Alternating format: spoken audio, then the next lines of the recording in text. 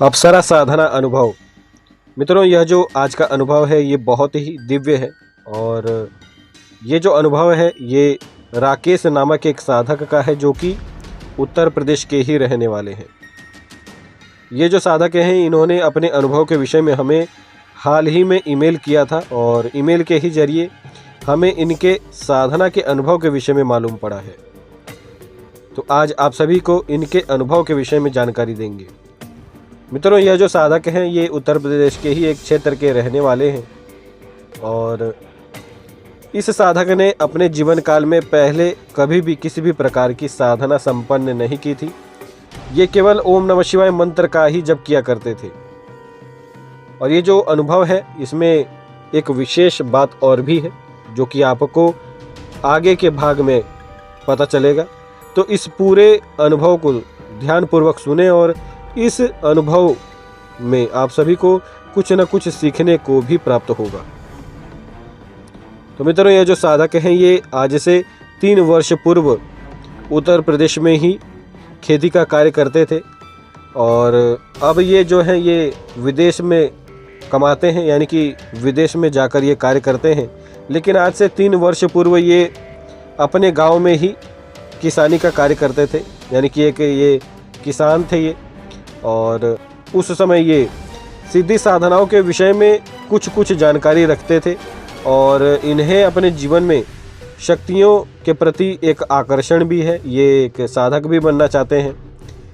तो इसी से जुड़ा एक अनुभव ये रहा कि इनके एक बड़े भ्राताश्री थे जो कि एक साधक हैं और जो इनके बड़े भाई हैं ये स्वयं का इनका एक छोटा सा दरबार भी लगता है। इनके बड़े भाई ने भी एक परी की सिद्धि कर रखी है। तो इनके जो बड़े भाई हैं उन्हीं के जरिए इन्हें अप्सरा के विषय में जानकारी प्राप्त हुई।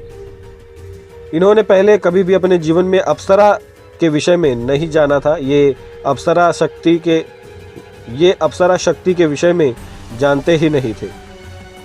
तो मित्रों, क्या होता है कि एक दिन इनके जो बड़े भाई हैं वह इन्हें अप्सरा के विषय में जानकारी देते हैं कि अप्सरा नामक शक्ति भी होती है जो कि बहुत ही सुंदर होती है, जो कि आपके जीवन के हर प्रकार के कष्टों का समाधान करती है और आपको प्रेमिका के रूप में सुख भी प्रदान करती है।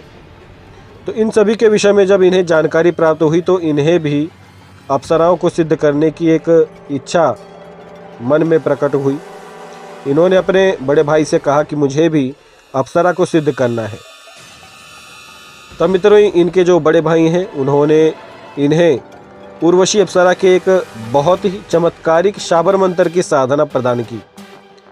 और इनके जो बड़े भाई हैं उन्होंने स्वयं कहा कि मैंने इस मंत्र को सिद्ध नहीं किया है, लेकिन इस मंत्र की जो शक्ति है उसके विषय में मुझे अद्भुत ज्ञान है।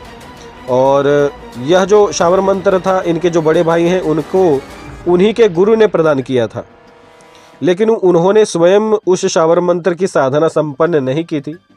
उन्होंने परी को सिद्ध किया था और परी के ही सहायता से जो इनके बड़े भाई हैं वह अपना संपूर्ण कार्य करते थे, यानी कि इन्हें अप्सरा की आवश्यकता ही नहीं पड़ी थी। तब मित्रों, क्या होता है कि यह जो साधक हैं इन्होंने अपने बड़े भाई से उर्वशी अप्सरा के शाबर मंत्र की दीक्षा प्राप्त की और इसके बाद इन्होंने उस साधना को संपन्न किया। यह जो साधना थी यह केवल 1 दिन की साधना थी और इस साधना में इन्हें बहुत ही अद्भुत अनुभव हुए थे। जैसे कि ये जब साधना करने के लिए जा रहे थे तो मित्रों, यह जो साधना थी ये इन्हें रात्रि काल में जंगल में करनी थी।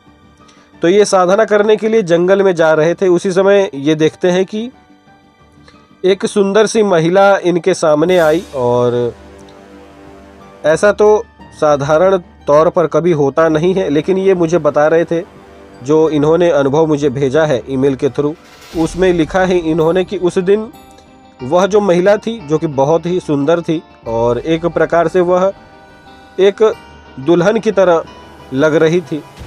और ये बता रहे थे कि जब ये साधना करने के लिए जा रहे थे जंगल में तो रास्ते में ही वह सुंदर सी महिला इन्हें मिली और उस महिला ने कई प्रकार के ऐसे कार्य इनके साथ किए, जैसे कि कोई व्यक्ति किसी व्यक्ति को संभोग करने के लिए एक प्रकार से चेष्टाएं करता हो या फिर बातें करता हो। यानी कि इनके साथ गंदी गंदी बातें किया कर रही थी वह महिला, वह इन्हें एक प्रकार से रोकने की भी चेष्टा कर रही थी। तो ये इनका अनुभव था और ये लिखते हैं कि उस समय इन्हें एक प्रकार से इनके मन में भी काम वासना उत्पन्न हो चुकी थी। इन्होंने एक बार के लिए यह भी सोच लिया कि इस साधना को बाद में करूँगा, आज इस महिला के साथ यहीं पर संभोग कर लेता हूँ। तो ऐसा ही कुछ गंदा विचार इनके मन में आया, लेकिन मित्रों इन्होंने उस समय तत्क्षण अपने वासना को अपने नियंत्रण में लिया और ये उस महिला से दूर हटे। इन्होंने कहा कि मैं अभी अपने एक कार्य के लिए जा रहा हूँ, बाद में आऊँगा तो मैं तुमसे मिलूँगा। इसके बाद मित्रों ये जंगल में गए और इन्होंने एक ऐसा स्थान ढूंढा जहाँ पर कोई अन्य व्यक्ति इन्हें न देख सके। साधना काल के दौरान कुछ ऐसे अनुभव हुए जैसे कि जिस महिला को ये पीछे छोड़कर आए थे, यानी कि जिस महिला ने इनके साथ वासनात्मक कर्म करने की जो चेष्टाएं की थी, जिस महिला को ये छोड़कर आए थे वही महिला उस स्थान पर भी आ गई।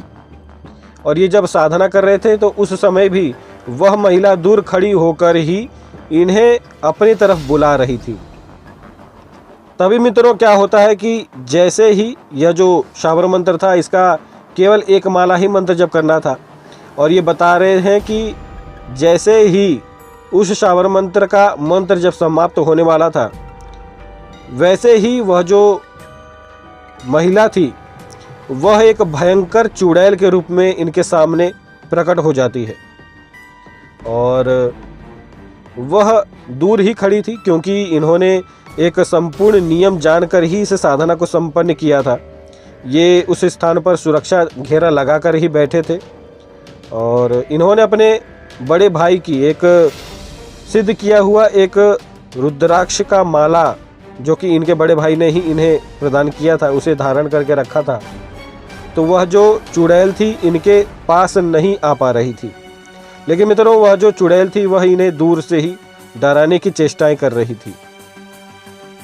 तब ये उस चुड़ैल पर ध्यान नहीं देते, हालांकि ये भी भयभीत हुए हैं।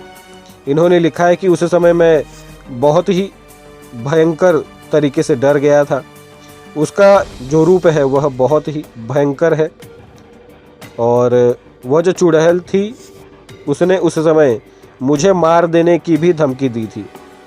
ये इस प्रकार से इस ईमेल में लिख रहे हैं और इन्होंने यह भी लिखा है कि उस चुड़ैल ने मुझे यह भी कहा था कि मैं तुझे रोकने की चेष्टा कर रही थी लेकिन तू रुका नहीं।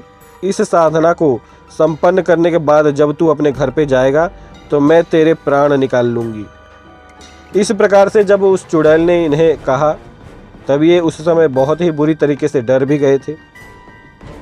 और इसके बाद ये लिखते हैं कि मैंने उस चुड़ैल के ऊपर ध्यान नहीं दिया और मैं अपने शाबर मंत्र का जप कर रहा था।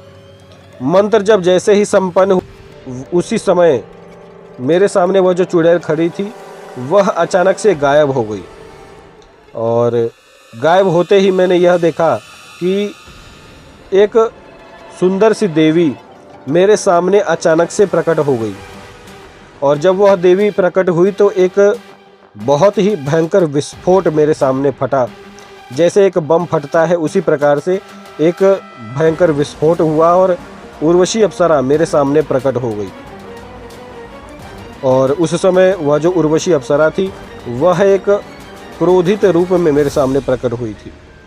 जब वह उर्वशी अप्सरा इनके सामने एक विस्फोट के साथ प्रकट हुई तब मित्रों ये लिखते हैं कि उर्वशी अप्सरा इनके सामने क्रोधित रूप में प्रकट हुई थी। और इसका एकमात्र कारण यही था क्योंकि यह जो शाबर मंत्र था ये एक प्रकार से एक अलग शाबर मंत्र था जिसे बबराटी शाबर मंत्र बोलते हैं। मित्रों यह जो शाबर मंत्र होता है इसमें बहुत ही भयंकर दुहाइयाँ दी जाती है, कई प्रकार के अपशब्दों का भी इस्तेमाल किया जाता है, देवी देवताओं को गाली भी दी जाती है। तो इसी प्रकार का यह जो शाबर मंत्र था और इसी की साधना इन्होंने संपन्न की थी। और इसी के कारण जो उर्वशी अप्सरा है वह इतने जल्दी इनके सामने प्रकट हुई। और जब उर्वशी अप्सरा प्रकट हुई तो बहुत ही क्रोधित रूप में इनके सामने प्रकट हुई थी। लेकिन क्योंकि इन्होंने अपने बड़े भाई के दिए हुए रुद्राक्ष माला को धारण करके रखा था, इसी कारणवश इन्हें किसी भी प्रकार से उर्वशी अप्सरा ने नुकसान तो नहीं पहुंचाया, लेकिन आप कह सकते हैं कि एक प्रकार से आशीर्वाद भी नहीं प्रदान किया। इसके बाद मित्रों ये लिखते हैं कि उर्वशी अप्सरा ने इन्हें दर्शन दिए, और दर्शन के बाद मित्रों एक सबसे बड़ा चमत्कार इनके जीवन में यह हुआ कि इनके पिताश्री को लकवे का रोग लगा हुआ था। और ये लिखते हैं कि उर्वशी अप्सरा को जब इन्होंने सिद्ध किया, तब इन्होंने उर्वशी अप्सरा की शक्ति के ही माध्यम से अपने पिताश्री के उस रोग को भी समाप्त किया। और इसके बाद इन्होंने अपने जीवन में कई प्रकार की सफलताएं भी प्राप्त की। इनका विवाह नहीं हो रहा था और उर्वशी अप्सरा की सिद्धि के माध्यम से इन्हें एक सुंदर सी पत्नी भी प्राप्त हुई। ये लिखते हैं कि किसी भी प्रकार से कुछ भी वस्तु की या फिर धन की आवश्यकता ही नहीं पड़ती। हर जो सफलता व्यक्ति चाहता है, जो भी हर व्यक्ति अपने जीवन में जो जो सफलताएं चाहता है, वह सभी सफलता इन्हें प्राप्त हो चुकी है। तो मित्रों, यह था उर्वशी अप्सरा का एक प्रचंड अनुभव। इस अनुभव को सुनकर आपको कैसा लगा है, इस विषय में अवश्य ही हम सभी को जानकारी दें। इस वीडियो को ज़्यादा से ज़्यादा लाइक करें और शेयर करें। जय श्री महाकाल।